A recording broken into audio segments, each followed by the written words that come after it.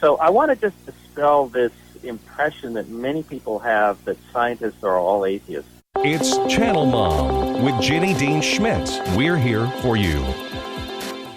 I know there are a lot of women out there, and there are all kinds of stereotypes. We stereotype the scientific world that they all hate God, and we stereotype the believing world that they're all ignorant of science.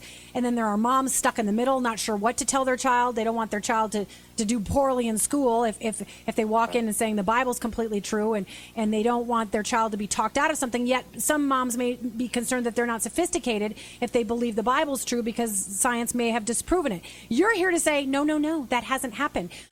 Have we gone past the place that says that science and the Bible disagree, or that science disproves God? Yeah, I mean, I think everybody, my first piece of advice, and I'm a parent of a 16-year-old, so I'm speaking as a parent, not only as a scientist and as a Christian.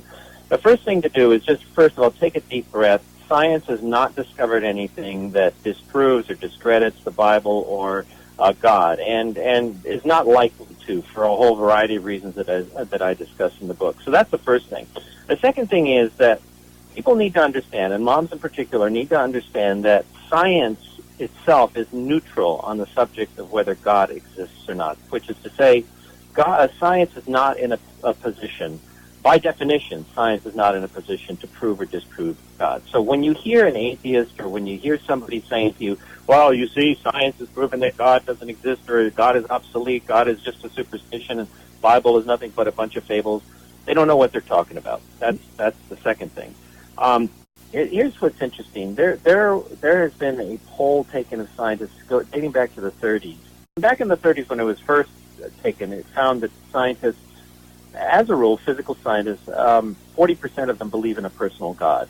Didn't ask about whether they just believe in a deistic God. So presumably, if 40% of physical scientists say that they believe in a personal God, i.e. a Christian God, then even more percentages than that will believe in some kind of higher intelligence. In other words, if you allow more flexibility in asking the question.